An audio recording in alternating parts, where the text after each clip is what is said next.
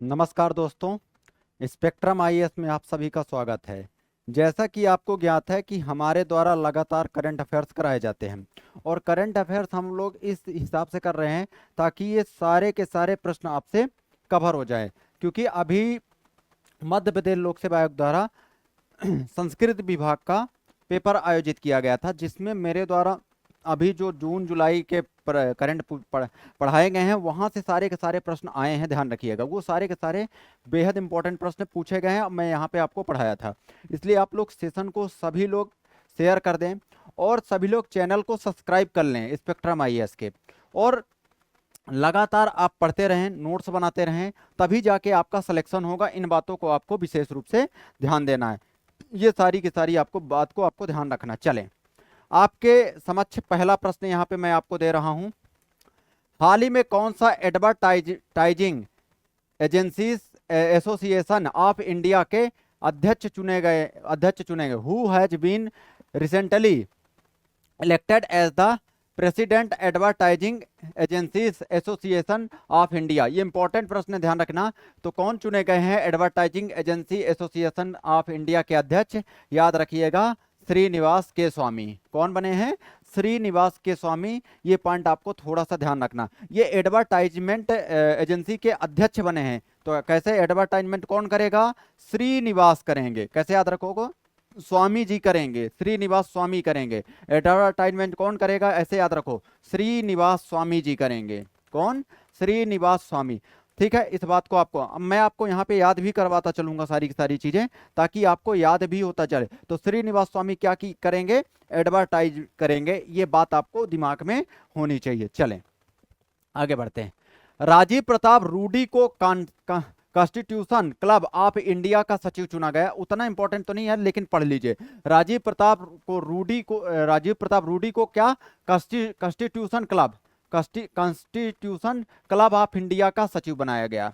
Constitution club of India का सचिव किसे बनाया गया है? याद रखना, राजीव प्रताप को। किसे?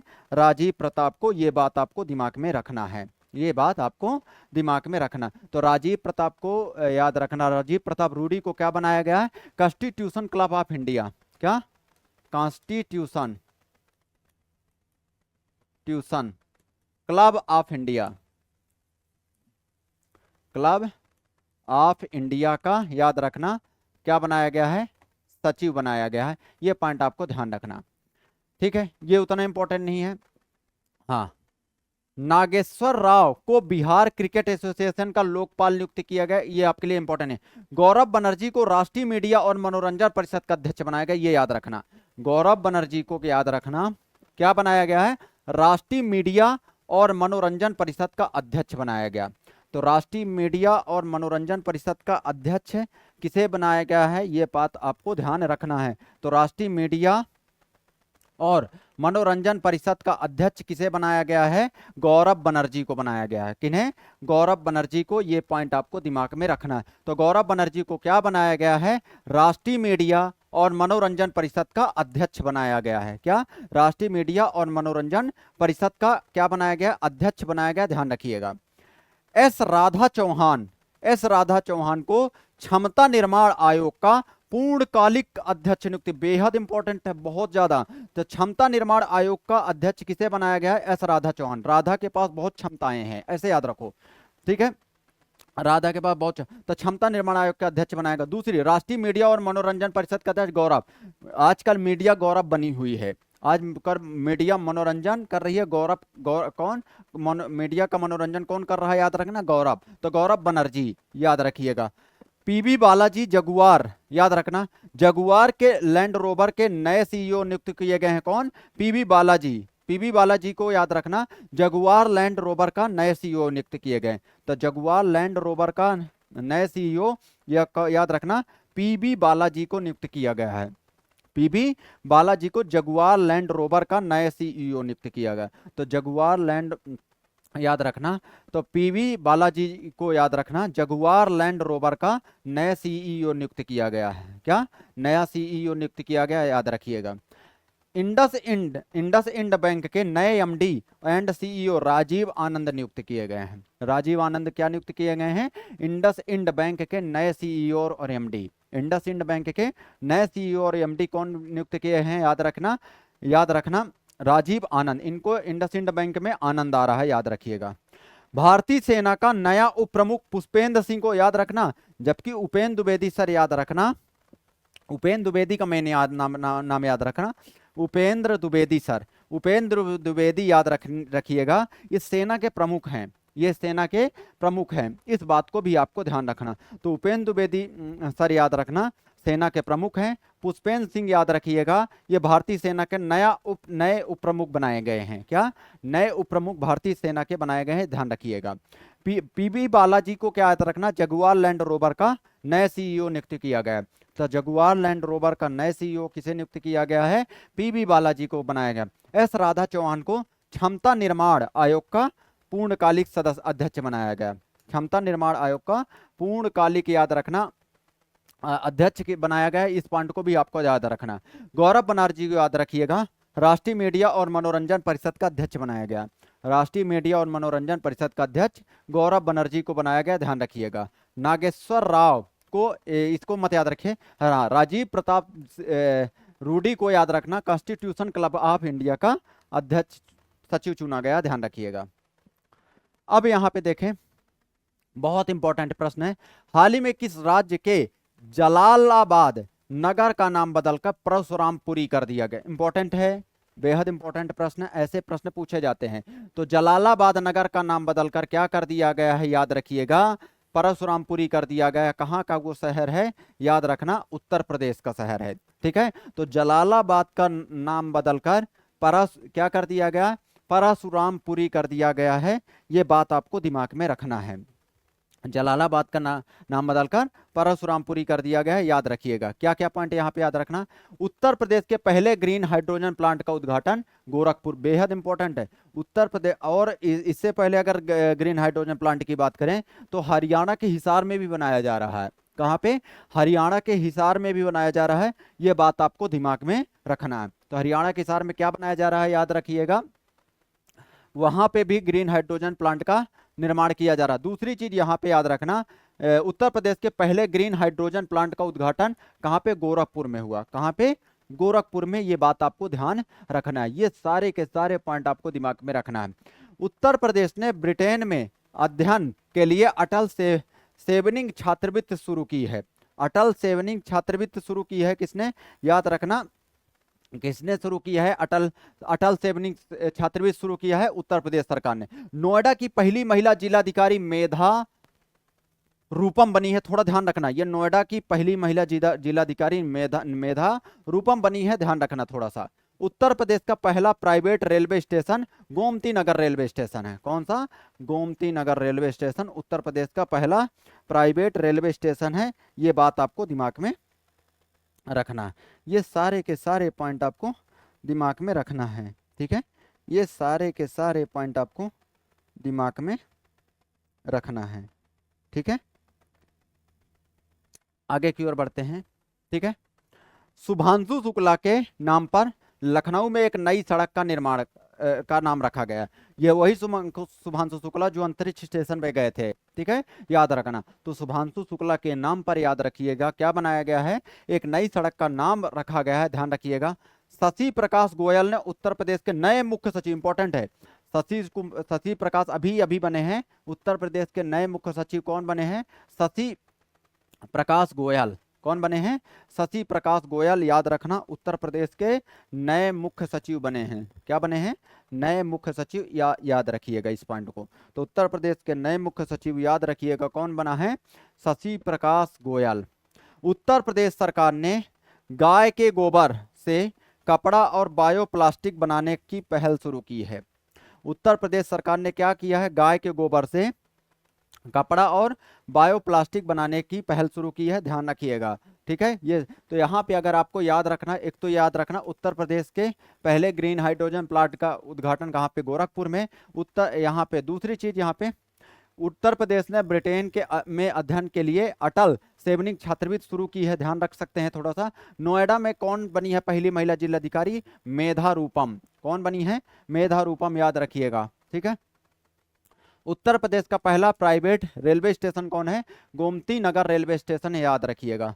शुभांशु शुक्ला के नाम पर लखनऊ में नई सड़क का नाम रखा जाएगा, याद रखिएगा।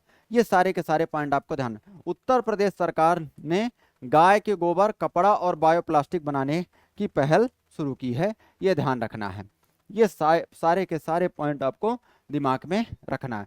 हाल ही में किसे, इंपॉर्टेंट है प्रश्न, ध्यान रखना, हाल ही में किसे दिल्ली का पुलिस कमिश्नर नियुक्त किया गया? Who has been appointed as the police commissioner of Delhi recently? तो पुलिस कमिश्नर किसे बनाया गया है? और पहले तो याद रखना, दिल्ली की सीएम कौन है? रेखा गुप्ता। कौन है? रेखा गुप्ता जी हैं दिल्ली की सीएम, ठीक है। और यहाँ पे विधानसभा सीट की बात करें तो 70 है, कितनी है? 17 है, ये भी आपको ध्यान रखना है। ये सारे के सारे बिंदु को आपको दिमाग में रखना है, ठीक है। तो हाल ही में किसे दिल्ली का पुलिस कमिश्नर नियुक्त किया गया है?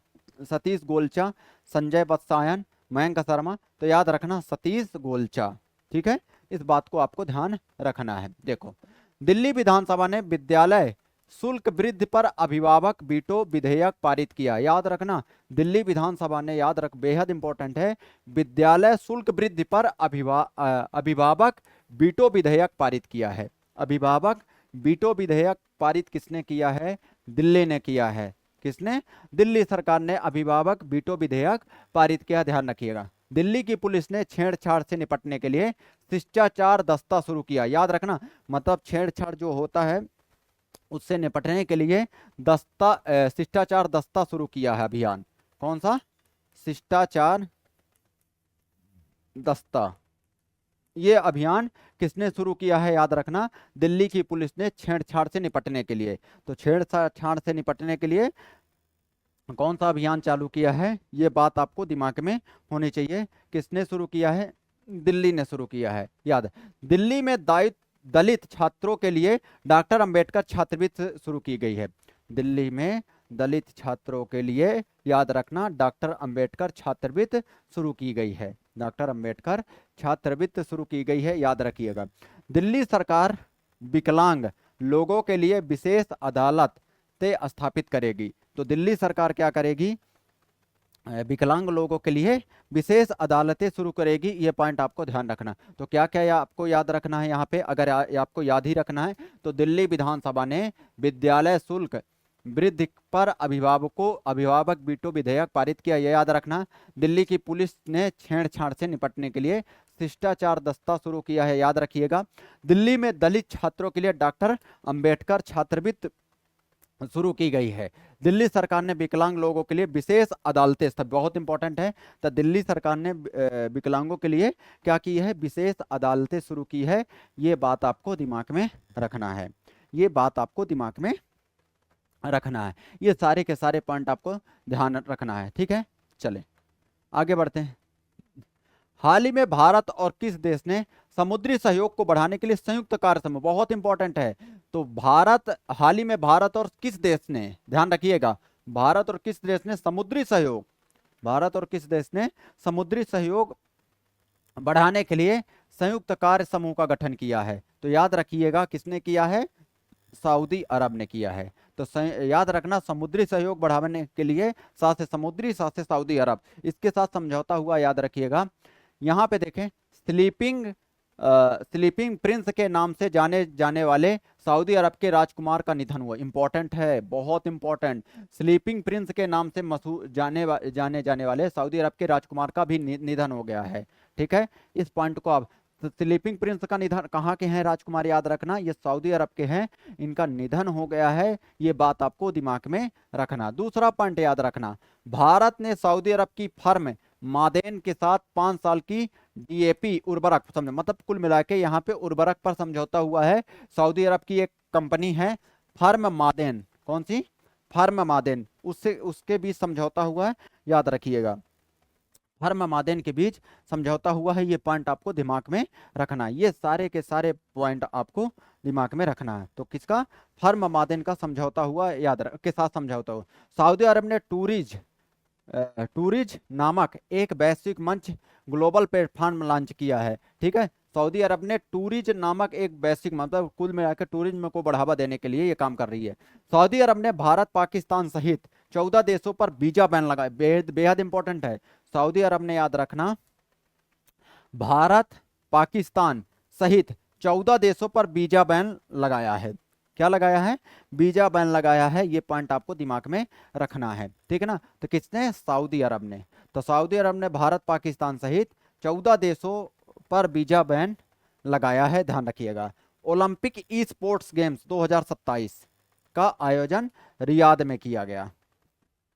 ओलंपिक ई स्पोर्ट गेम्स 2027 का आयोजन कहाँ पे किया गया? याद रखिएगा, 2027 का आयोजन रियाद में किया गया। ठीक है, ओलंपिक ई स्पोर्ट गेम्स 2027 का आयोजन कहाँ पे किया गया? याद रखना, रियाद में किया गया। ये पॉइंट आपको विशेष रूप से ध्यान रखना है। ये पॉइंट आपको विशेष रूप से ध्यान रखना है। ठीक है, ठीक है, ओलंपिक ई स्पोर्ट गेम्स 2027। ठीक है, सऊदी अरब 2034 पुरुष फीफा विश्व कप की मेजबानी करेगा। तो पुरुष फीफा विश्व कप की मेजबानी 2034 में कौन करेगा? सऊदी अरब करेगा। इस बात को आपको ध्यान रखना। तो सऊदी अरब 2034 में किसकी मेजबानी करेगा? पुरुष फीफा विश्व कप की मेजबानी करेगा। इस बात को आपको ध्यान रखना है। ये सारे के सारे पॉइंट आपको ध्यान रखना है। तो सऊदी अरब क्या करेगा? 2034 पुरुष फीफा विश्व कप की मेजबानी करेगा। सऊदी अरब के भारतीय दूतावास में प्रवासी परिचय 2024 का कार्यक्रम का आयोजन किया गया। तो सऊदी अरब के भारतीय दूतावास में, याद रखना, प्रवासी परिचय, कौन? प्रवासी परिचय 2024 का कार्यक्रम का आयोजन किया गया। भारत खाड़ी सहयोग परिषद के विदेश मंत्रियों की पहली बैठक रियाद में हुई। अभी खाड़ी परिषद के विदेश मंत्रियों की बैठक हुई थी। कहाँ पे की गई थी? याद रखिएगा, रियाद में। कहाँ पे? रियाद में। ये पॉइंट आपको ध्यान रखना। तो भारत खाड़ी सहयोग परिषद के विदेश मंत्रियों की बैठक कहाँ पे? रियाद। तो यहाँ पे अगर आपको याद भी रखना है, तो यहाँ पे आपको याद रखना, फीफा विश्व कप 2034 की मेजबानी कौन करेगा? ये याद रखना, सऊदी अरब। फीफा विश्व कप की मेजबानी कौन करेगा? सऊदी अरब। दूसरा पॉइंट, स्लीपिंग प्रिंस के नाम से किसे जाना जाता है? याद रखना, कहाँ के राजकुमार हैं? ये याद रखना, सऊदी अरब के राजकुमार है। ये पॉइंट आपको याद रखना। ठीक है, ठीक है, इस पॉइंट को आपको याद रखना। खाड़ी सहयोग परिषद के विदेश मंत्रियों की पहली बैठक कहाँ पे की गई? यहाँ पे, सॉरी, भारत खाड़ी सहयोग परिषद के विदेश मंत्रियों की पहली बैठक रियाद में हुई। याद रखिएगा, कहाँ पे? रियाद में। ये सारे के सारे पॉइंट को आपको ध्यान रखना है। ये सारे के सारे बिंदु आपको दिमाग में रखना है। आगे बढ़ते हैं। भारतीय स्टेट बैंक ने अग्निवीरों के लिए बिना किसी गारंटी के कितना ऋण देने की घोषणा की है? इंपॉर्टेंट है प्रश्न, बहुत इंपॉर्टेंट है। तो अग्निवीरों के लिए भारतीय सेना ने कितना ऋण देने की बात की है, ये आपको ध्यान रखना है। तो अग्निवीरों के लिए, याद रखना, भारतीय स्टेट बैंक ने अग्निवीरों के लिए बिना किसी गारंटी के कितना ऋण देने की घोषणा की? 2 लाख, 1 लाख, 3 लाख और 4 लाख। तो आपको याद रखना है कितना? 4 लाख। ये पॉइंट आपको विशेष रूप से ध्यान देना है। ये सारे के सारे बिंदु आपको दिमाग में रखना। तो कितना? 4 लाख देने की बात की है, ये ध्यान रखिएगा। ठीक है, आगे चलते हैं। यहाँ पे देखें, इस स्कीम के तहत बैंक देश के बहादुर जवानों को सस्ती दरों पर loan, SBI offer for Agniveer, मुहैया कराएगा। एसबीआई ने अग्निवीरों के लिए बिना किसी गारंटी के 4 लाख रुपए का ऋण शुरू किया है। कितना? 4 लाख रुपए का ऋण शुरू किया है। ये पॉइंट आपको ध्यान रखना है। इतना ही नहीं, बैंक 30 सितंबर 2025 तक सभी रक्षा कर्मियों को 10.50% 50% की न्यूनतम ब्याज दर की पेशकश कर रहा है। यानी अगर आप इस तारीख से पहले पर्सनल लोन लेते हैं तो आपको सस्ती दर में यह मिल जाएगा। मतलब अग्निवीरों के लिए एसबीआई द्वारा ये पहल शुरू की गई है। एसबीआई के द्वारा यह पहल शुरू की गई है, याद रखिएगा। ठीक है, इन सब पॉइंटों को आपको ध्यान। तो भारतीय स्टेट बैंक के बारे में यहाँ पे देख लें। इसकी स्थापना 1 जुलाई 1955 को की गई। इसकी स्थापना कब की गई? 1 जुलाई 1955 को की गई। ये पॉइंट आपको ध्यान रखना है। ठीक है, दूसरी चीज, मुख्यालय कहाँ है? मुंबई, याद रखना। मुख्यालय कहाँ है? स्टेट, याद रखना, इंपॉर्टेंट है। और अध्यक्ष श्रीनिवास सुलू शेट्टी, ये प्रश्न पूछा जा सकता है। श्रीनिवास सुलू शेट्टी, याद रखिएगा। और एम एस धोनी इसके क्या है? याद रखना, ब्रांड एम्बेसडर। तो यहाँ पे आपको सारे के सारे पॉइंट याद रखना। एक तो याद रखना, भारतीय स्टेट बैंक की स्थापना कब हुई? 1 जुलाई 1955। कब हुई? 1 जुलाई 1955, ये पॉइंट आपको याद रखना। दूसरा, मुख्यालय की बात करें तो इसका मुख्यालय कहाँ है? मुंबई में। इसका मुख्यालय कहाँ है? मुंबई में, ये पॉइंट आपको याद रखना। अध्यक्ष की बात करें, श्रीनिवास सुलू शेट्टी। अध्यक्ष कौन है? श्रीनिवास सुलू शेट्टी, ये पॉइंट आपको ध्यान रखना है, ठीक है। ब्रांड एम्बेसडर कौन है? M S Dhoni. Brand ambassador याद रखिएगा, एम एस धोनी है। इस पॉइंट को आपको ध्यान रखना है। ये सारे के सारे पॉइंट आपको दिमाग में रखना है। आगे की ओर चलते हैं हम लोग, यहाँ पे कुछ देख लेते हैं। आरबीआई से यूनिवर्सल बैंकिंग लाइसेंस प्राप्त करने वाला पहला स्मॉल फाइनेंस बैंक बन गया है, याद रखना, एयू स्मॉल फाइनेंस बैंक। ये इंपॉर्टेंट है, एयू स्मॉल फाइनेंस बैंक, याद रखना। आरबीआई याद रखना, reserve bank of India. Reserve bank of, ये किस एक्ट? आरबीआई एक्ट 1934 के तहत शुरू किया गया था। कब आया था आरबीआई एक्ट? 1934। लेकिन इसकी स्थापना की बात करें तो 1 अप्रैल 1935 को हुआ था। लेकिन इसका याद रखना, राष्ट्रीयकरण कब हुआ था? 1 जनवरी 1949 को। 1 जनवरी 1949 को इसका क्या हुआ था? राष्ट्रीयकरण किया गया था। ये पॉइंट आपको दिमाग में रखना है। और ये यंग हिल्टन आयोग की सिफारिश पर इसका गठन किया गया था। ये पॉइंट आपको दिमाग में रखना है, ठीक है। डॉक्टर भीमराव अंबेडकर का महत्वपूर्ण योगदान है आरबीआई की स्थापना। और आरबीआई के पहले मुख्यालय कहाँ था? याद रखना, कलकत्ता। लेकिन याद रखना, 1937 में कहाँ किया गया? ला के रख दिए 1937 में मुंबई। 1937 में मुंबई ला के रख दिया। ये बात आपको ध्यान रखना। ये सारे के सारे पॉइंट को आपको दिमाग में रखना है, ठीक है, कर जाइएगा। अब देखो, किस बैंक की उप प्रबंधक निदेशक गीता गोपीनाथ ने अपने पद से इस्तीफा दे दिया? आईएमएफ, याद रखना, इंटरनेशनल मॉनेटरी फंड से, याद रखना, आईएमएफ से इन्होंने इस्तीफा दे दिया है, याद रखना। किसने? गीता गोपीनाथ ने। किसने? गीता गोपीनाथ ने, ध्यान रखिए। फेडरल बैंक की पहली ब्रांड एम्बेसडर कौन बनी है? बहुत अच्छे से याद रखना, फेडरल बैंक की पहली ब्रांड एम्बेसडर कौन बनी है? याद रखना, विद्या बालन। कौन? विद्या बालन। ये पॉइंट भी आपको दिमाग में रखना है। ये सारे के सारे पॉइंट को आपको दिमाग में रखना है। तो विद्या बालन, याद रखना, फेडरल बैंक की पहली ब्रांड एम्बेसडर बनी है। तो फेडरल बैंक की पहली ब्रांड एम्बेसडर कौन बनी है? विद्या बालन। किस बैंक ने ट्रेन में भारत का पहला एटीएम शुरू किया है? बैंक ऑफ महाराष्ट्र ने। तो याद रखना, किस बैंक ने ट्रेन में भारत का पहला एटीएम शुरू किया है? बैंक ऑफ महाराष्ट्र ने। कौन? Bank of Maharashtra. ये पॉइंट आपको थोड़ा सा दिमाग में रखना है। ये सारे के सारे पॉइंट को आपको ध्यान रखना। तो किस बैंक ने ट्रेन में भारत का पहला एटीएम लगाया है, शुरू किया है? बैंक ऑफ महाराष्ट्र, ठीक है। किस बैंक को सेंट्रल बैंकिंग द्वारा डिजिटल ट्रांसफॉर्मेशन अवार्ड दिया के लिए चुना गया? याद रखना, आरबीआई। तो किस बैंक को सेंट्रल बैंकिंग द्वारा याद रखना, डिजिटल ट्रांसफॉर्मेशन अवार्ड 2025 के लिए चुना गया? याद रखिएगा, आरबीआई को। किसे?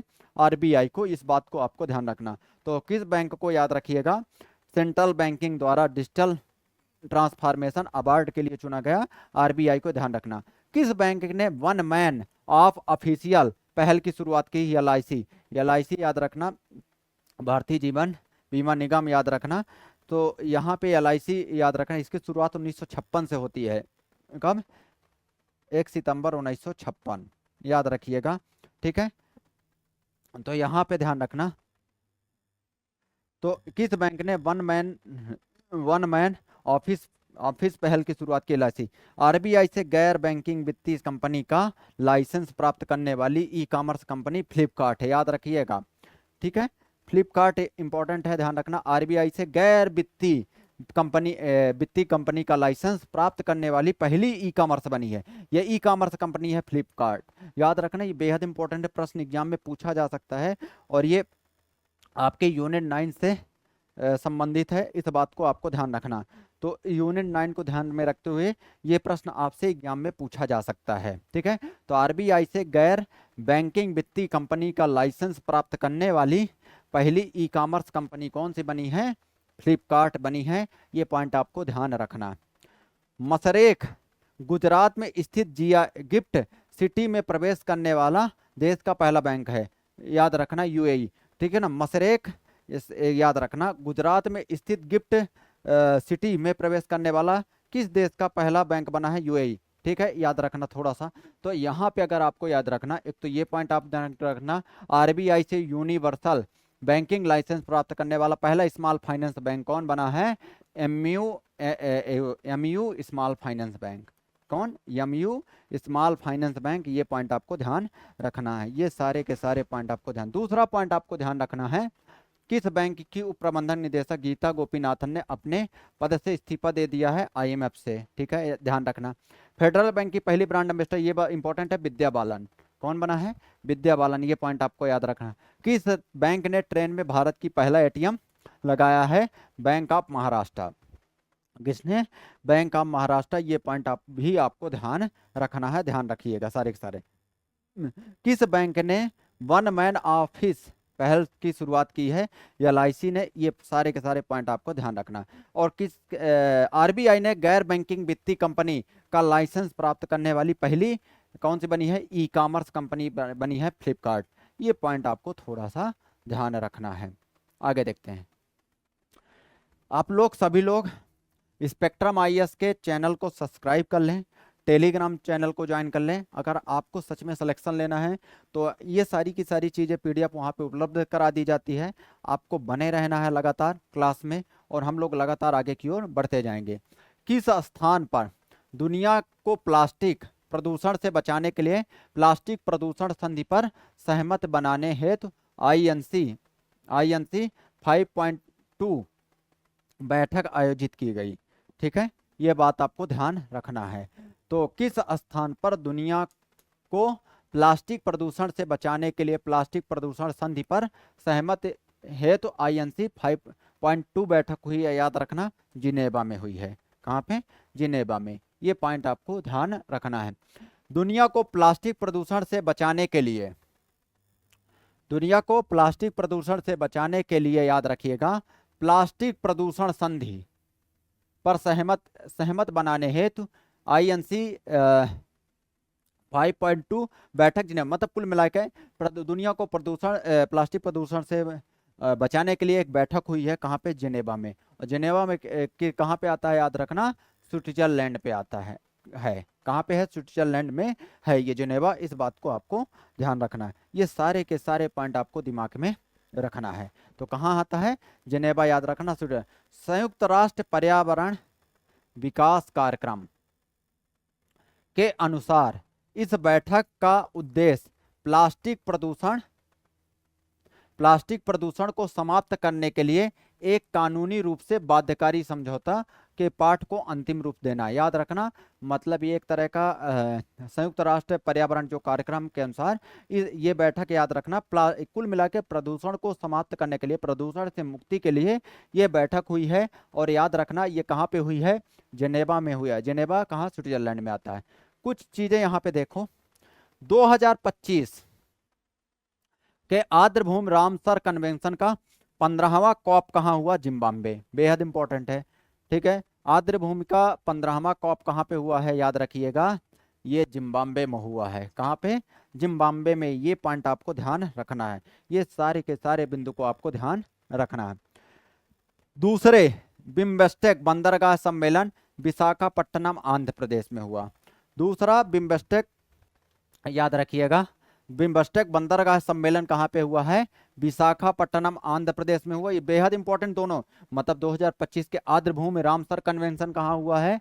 आर्द्रभूमि रामसर कन्वेंशन कहाँ पे हुआ है? जिम्बाब्वे में हुआ। दूसरा याद रखना, दूसरे बिम्बेस्टेक बंदरगाह सम्मेलन विशाखापट्टनम में हुआ। दूसरे बिम्बेस्टेक बंदरगाह सम्मेलन, याद रखना, विशाखापट्टनम में हुआ है। याद रखना, आंध्र प्रदेश में हुआ। ये बात आपको ध्यान रखना। तीसरा 150वें अंतर संसदीय संघ शिखर सम्मेलन उज्बेकिस्तान में। 150 में अंतर संसदीय संघ याद रखिएगा, शिखर सम्मेलन उज्बेकिस्तान में हुआ, ध्यान रखिएगा। COP30 बेहद इंपॉर्टेंट है, ये ज्यादा इंपॉर्टेंट है, ये इंपॉर्टेंट है, ब्राजील, ये याद रखना। दूसरा बिम्बस्टेक बंदरगाह सम्मेलन, ये याद रखना। और यहाँ पे आर्द्रभूमि रामसर कन्वेंशन याद रखना, ये पॉइंट। COP30 याद रखना ब्राजील में, COP30 बेहद इंपॉर्टेंट ब्राजील में। बिम्बस्टेक 2025, यहाँ पे बंदरगाह का सम्मेलन हुआ, यहाँ पे बिम्बस्टेक 2025 कहाँ पे, थाईलैंड में आयोजित किया गया।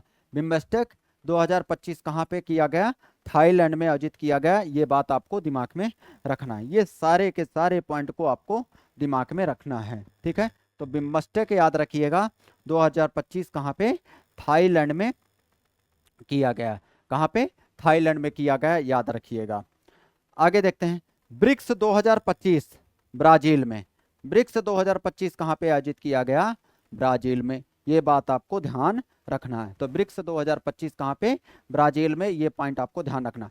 G7 इटली, बहुत इंपॉर्टेंट है, G7 इटली, 7 ऐसे लिखते हैं ना, तो इटली ऐसे याद रखना, G7 इटली में हुआ है। G20 याद रखना, ब्राजील में अभी हुआ है, ठीक है।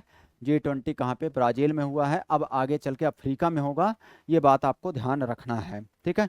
विश्व आर्थिक मंच की 55वीं वार्षिक बैठक याद रखना, दावोस, और दावोस कहाँ, स्विट्जरलैंड में आता है, ये हमेशा पूछा जाता है। 55वीं बैठक कहाँ पे, वार्षिक बैठक कहाँ पे हुआ है, दावोस में, कहाँ पे, दावोस में हुआ है, इस बात को आपको दिमाग में रखना है, ठीक है। ये सारे के सारे पॉइंट को आपको दिमाग में रखना है, ठीक है। तो G20 विश्व आर्थिक मंच की 55वीं वार्षिक बैठक कहाँ पे आयोजित किया गया, दावोस में, ये बात आपको ध्यान रखना है, ये पॉइंट आपको दिमाग में रखना है। ये ध्यान, सागरमाथा संवाद कहाँ पे, काठमांडू में, सागरमाथा संवाद कहाँ पे, काठमांडू में, ये पॉइंट भी आपको याद रखना। 8वां हिंद महासागर सम्मेलन मस्कट ओमान में किया गया, कहाँ पे किया गया, मस्कट ओमान में किया गया, इस बात को आपको ध्यान रखना है। ये सारे के सारे पॉइंट को आपको दिमाग में रखना है, ठीक है। तो हिंद महासागर का सम्मेलन, हिंद महासागर सम्मेलन मस्कट ओमान में किया गया, ये ध्यान रखिएगा।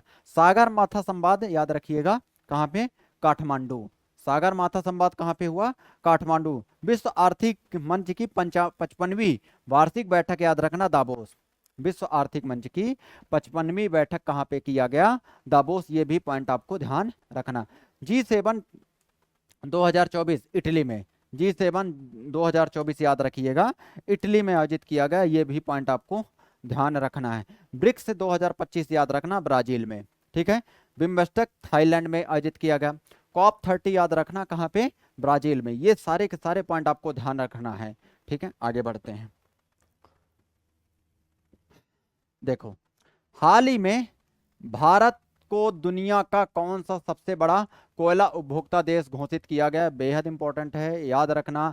Recently India has been declared as which largest coal consuming country, largest coal consuming country में कौन सा बना है, याद रखना, दूसरे नंबर का, कौन सा, बहुत इंपॉर्टेंट है। मध्य प्रदेश में गोंडवाना युगीन कोयला पाए जाते हैं। देखो, दो तरह के कोयला यहाँ पे देखने को, एक तो टर्सरी काल के और दूसरा गोंडवाना युग के, गोंडवाना काल के।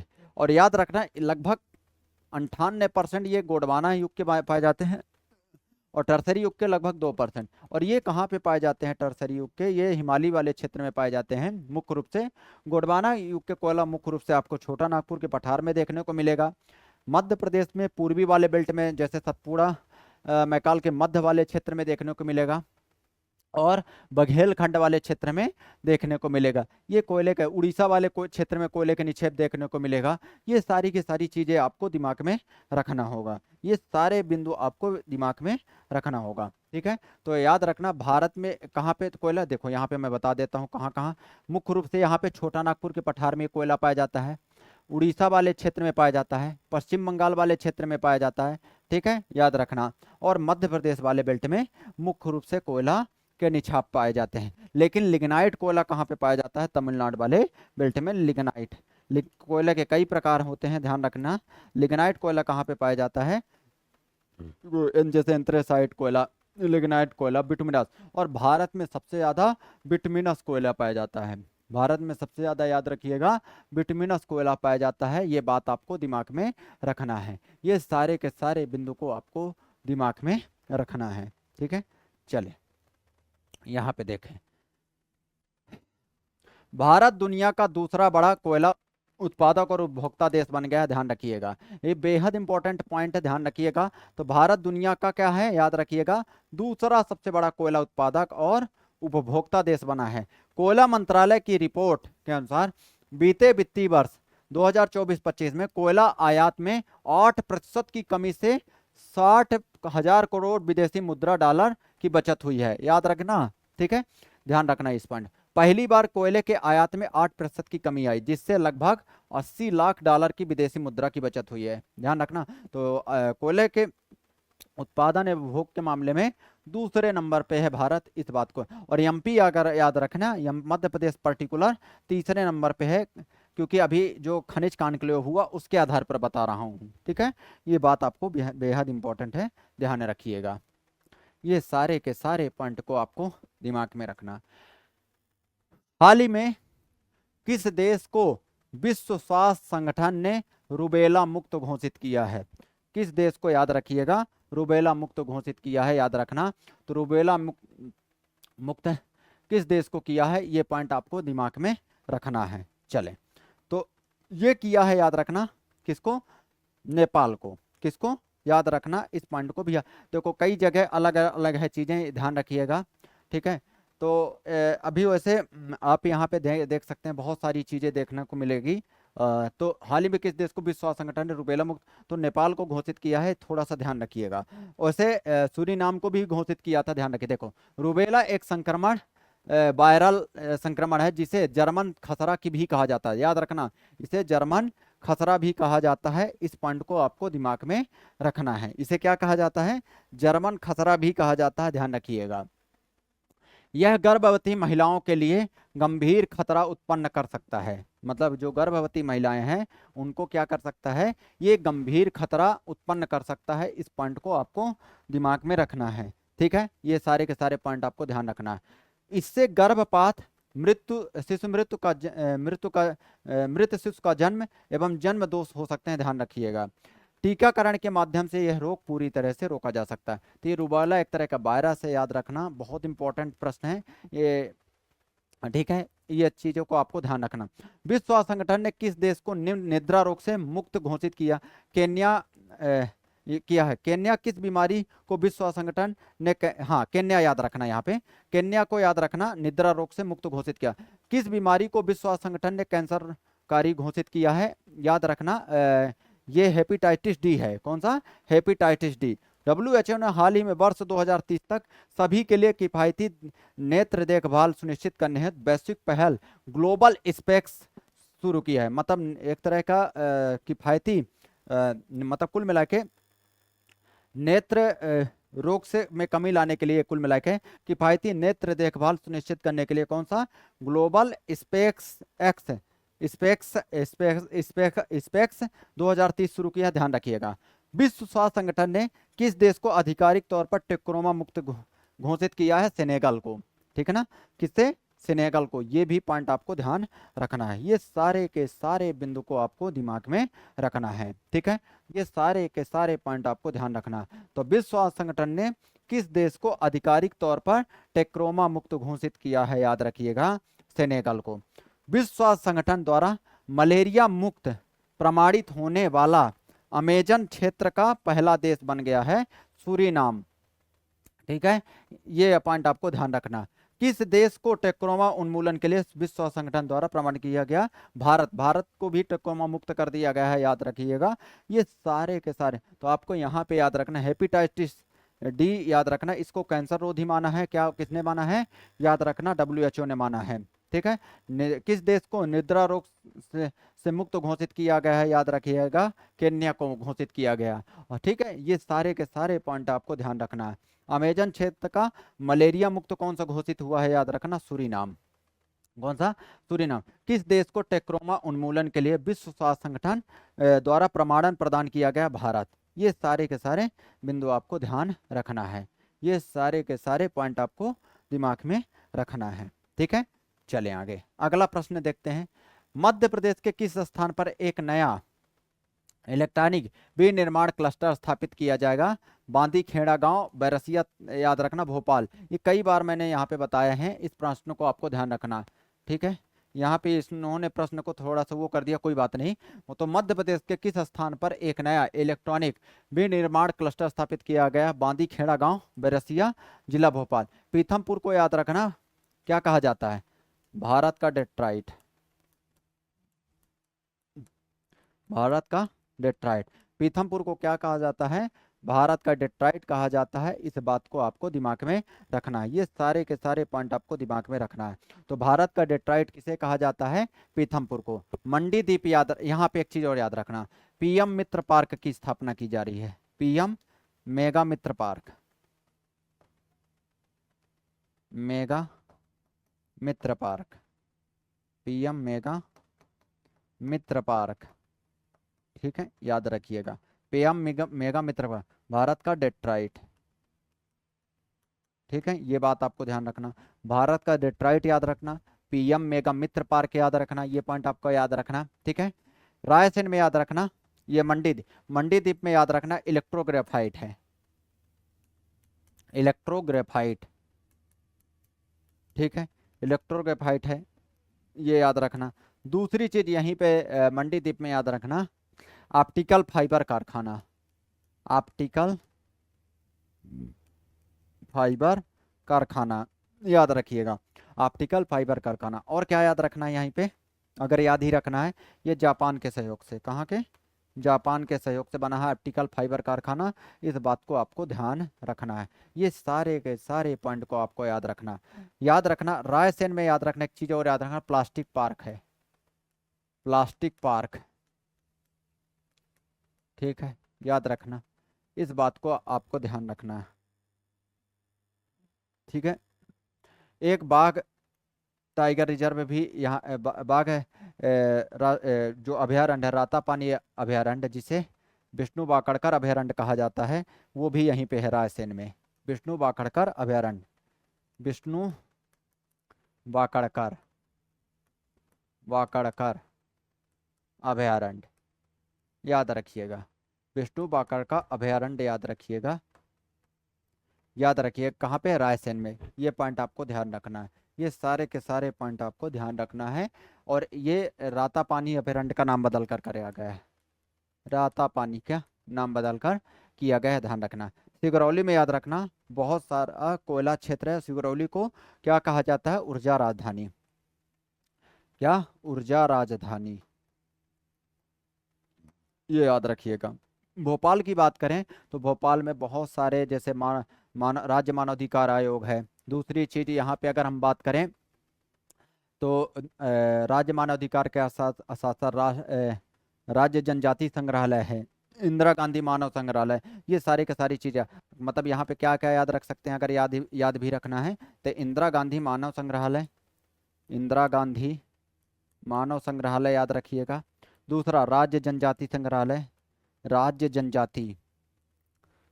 जनजाति संग्रहालय याद रखिएगा। ये सारे के सारी चीजें याद रखना, ठीक है ना। पर्यावास भवन है, ये सारे के सारे यहाँ पे आपको 5 पहाड़ियों से घिरा हुआ है भोपाल, ये सारे बिंदु आपको ध्यान रखना है, ठीक है। यहाँ पे देखें अगला पॉइंट हम लोग देखते हैं, अगला पॉइंट देखते हैं, CISF प्रशिक्षण केंद्र राजादित्य चोलम, ठीक है, मत याद रखो, मत याद चोलम। देखो राजस्थान की फाय सागर झील वरुण सागर है, याद रखना, राजस्थान की फाय सागर झील याद रखना, वरुण सागर। सुल्तानगंज रेलवे स्टेशन, यहाँ मत याद रख, हाँ, यस 400 याद रखना, सुदर्शन, इसका नाम क्या रखा गया? सुदर्शन नाम रख दिया गया, याद रखना। मतलब नाम, इनका नाम रखा गया, CISF प्रशिक्षण केंद्र का नाम राजादित्य चोलम कर दिया, मत याद रखो उतना। फाय सागर झील का नाम बदलकर वरुण सागर कर दिया गया, याद रखना। देखो यहाँ पे अयोध्या रेलवे स्टेशन का नाम अयोध्या धाम जंक्शन कर दिया गया, अयोध्या रेलवे स्टेशन का नाम बदलकर अयोध्या धाम जंक्शन कर दिया गया, ध्यान रखिए। यस 400 को सुदर्शन के नाम से जाना जाएगा। पोर्ट ब्लेयर का नाम बदलकर श्री विजयापुरम कर दिया गया, पोर्ट ब्लेयर का नाम बदलकर श्री विजयपुरम कर दिया गया, ध्यान रखिएगा। केरल का नाम बदलकर केरलम किया गया, केरल का नाम बदलकर याद रखिएगा केरलम किया गया, इस बात को आपको ध्यान रखना है। तो केरल का नाम बदलकर क्या कर दिया गया, केरलम कर दिया गया, ध्यान रखिएगा ये सारे के सारे पॉइंट। पुरानी संसद भवन संविधान सदन के नाम से जानी जाती है, पुरानी संसद भवन को किस नाम से जाना जाएगा, संविधान सदन।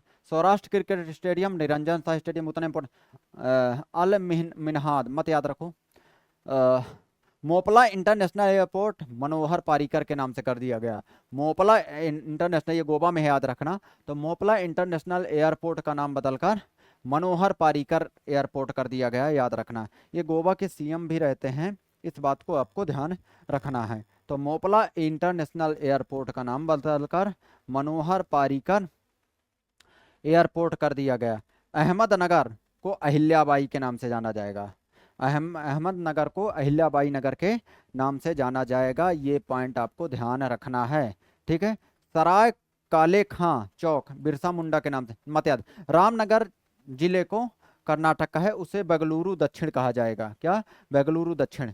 काकसर ब्रिज याद रखना कप्तान अमित भारद्वाज सेतु के नाम से, काकसर ब्रिज याद रखना लद्दाख में कप्तान अमित सिंह के नाम से जाना जाएगा, अमित भारद्वाज सेतु के नाम से जाना जाएगा, इस बात को आपको ध्यान रखना है।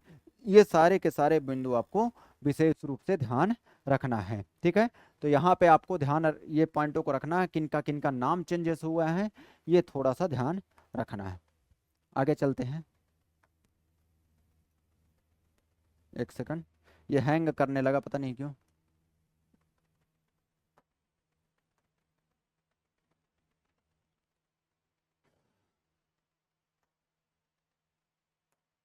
एक सेकंड,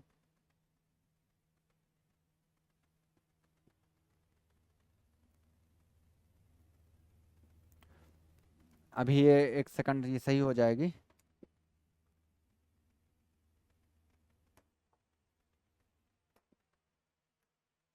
ओके, ये क्या हो रहा है, अच्छा ओके, अब ये चालू हो गया, कोई बात नहीं, ठीक है। आगे देखते हैं, यहाँ पे आगे के पॉइंट देखते हैं।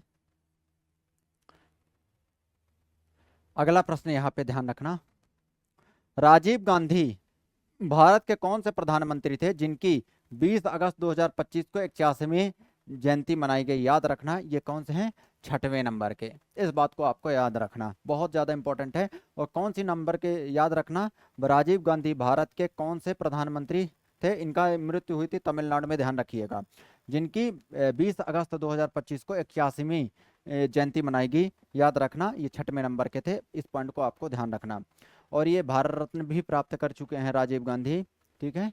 ये सारे के सारे पॉइंट आपको दिमाग में रखना है, ये सारे के सारे बिंदु को आपको दिमाग में रखना है। चले आगे, वन्य प्राणियों को दुर्घटनाओं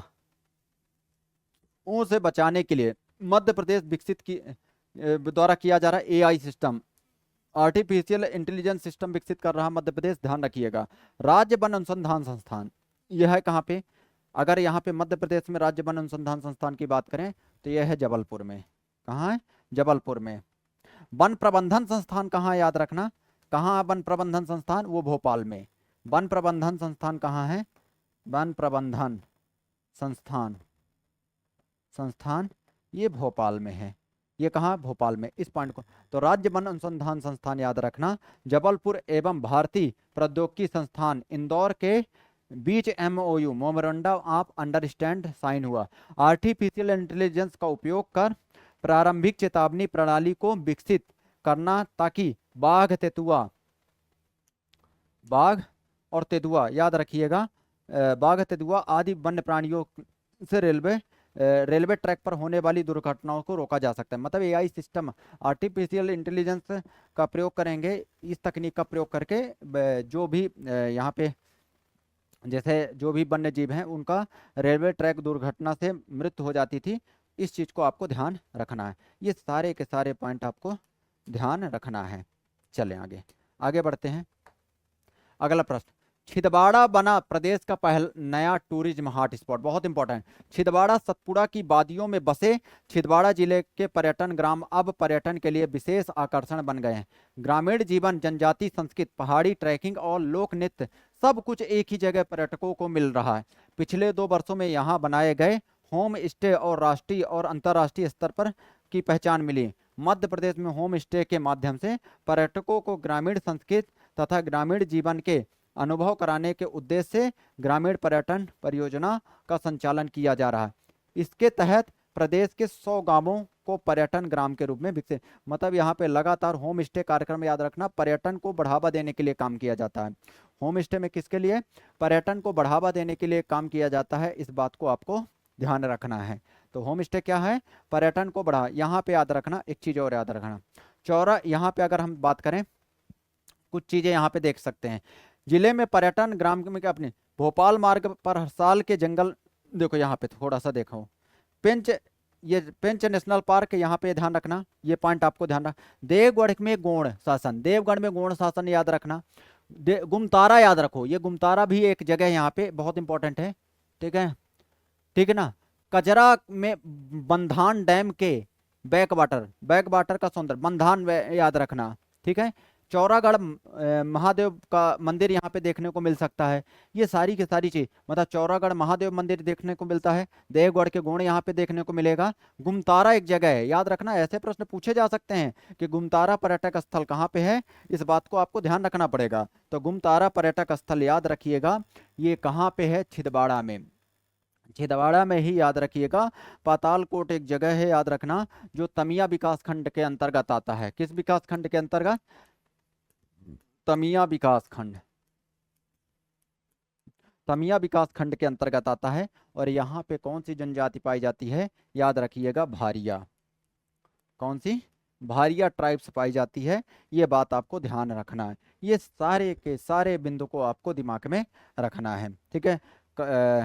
बंधान डैम भी याद रखना, कहाँ पे है? छिदवाड़ा में। कभी कभी यहाँ से ऐसे प्रश्न पूछे जा सकते हैं। इंदौर में भी खेले जाएंगे महिला क्रिकेट वर्ल्ड कप के 5 मैच, होलकर स्टेडियम में पहली बार मुकाबला, बहुत इंपॉर्टेंट है।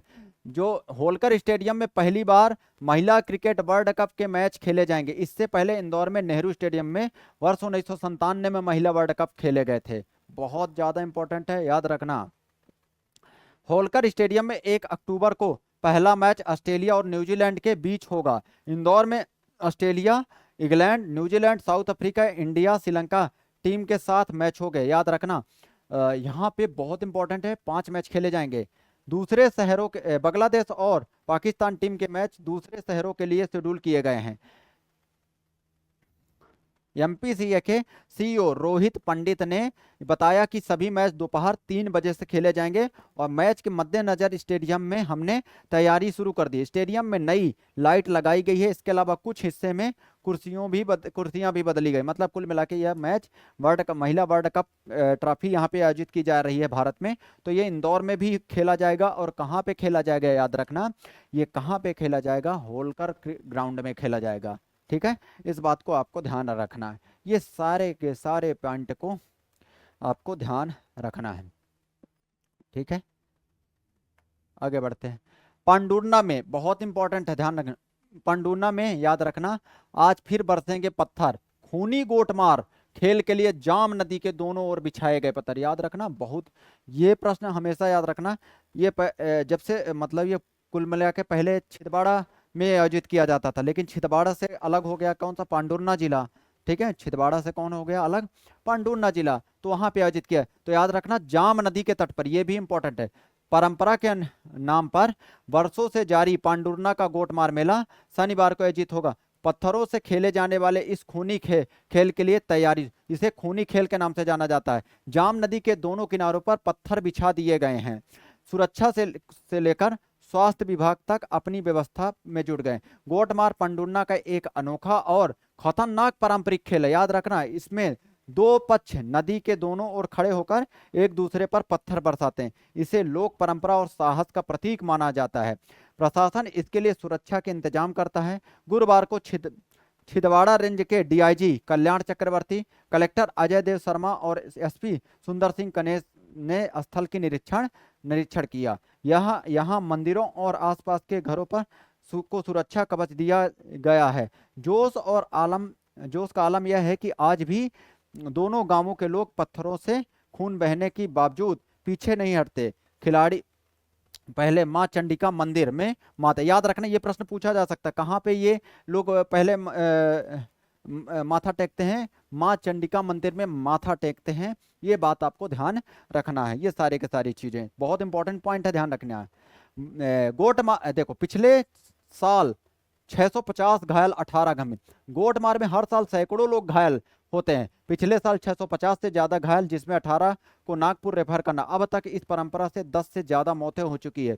सबसे ताजा घटना 15 सितंबर 2023 की, जब गुरुदेव बाढ़ में सुदामा लेंडे की जान गई थी, याद रखना। बदलने की कोशिश का नाकाम। प्रशासन ने कई बार इस परंपरा को बदलने की कोशिश की। 2001 में रबर की गेंदों से गोटमार कराने का प्रयास किया, लेकिन याद रखिएगा रातों रात पत्थर बिछा दिए गए। ठीक है। 2009 में मानवाधिकार आयोग ने भी दखल दिया, फिर भी यह खूनी खेल नहीं रुका। ध्यान रखिएगा। तो यहाँ पे याद रखना, चंडिका मंदिर में माथा टेकते हैं, इस बात को आपको ध्यान रखना है। ये सारे के सारे पॉइंट आपको दिमाग में रखना। दिदाई जनजाति, दिदिया या दिदाई, दिदिया के नाम से मशहूर उड़ीसा की मलकानगिरी जिले में रहने वाली स्वदेशी आदिवासी समुदाय की जनजाति राज्य के 13 विशेष रूप से कमजोर जनजाति समूह में शामिल है। याद रखना, ये दिदाई जनजाति ये कहाँ? उड़ीसा में है। इस जनजाति में एक छात्रा ने नीट 2025 परीक्षा पास कर मिसाल कायम की। उसकी सफलता के लिए इस जनजाति को सुर्खियों में रहा। कुल मिला के इसलिए दिदाई जनजाति कहाँ पे है? याद रखना, उड़ीसा में। दिदाई जनजाति कहाँ पे है? उड़ीसा में। इस बात को आपको ध्यान रखना। ये सारे के सारे पॉइंट को आपको ध्यान रखना। ठीक है। क्लासेस कंटिन्यू चल रही हैं, लगातार आपको करंट अफेयर्स मिल ही रहे हैं, बाकी भी सारी क्लासेस चल रही हैं। आप स्पेक्ट्रम आईएएस के टेलीग्राम चैनल को ज्वाइन कर लें। ठीक है। यहाँ पे ये नंबर दिए हुए हैं, यहाँ पे संपर्क सूत्र पर आप संपर्क कर सकते हैं, सारी की सारी चीज़ें। और भंवर कुआं स्क्वायर में ये क्लासेस चल रही है, बेदा बिजनेस पार्क में चल रही है। तो आप लोग इस क्लास का आनंद लें और लगातार ये क्लासेस आपको प्रोवाइड की जाएंगी। तो मिलते हैं नेक्स्ट क्लास में। Have a nice day. Thank you.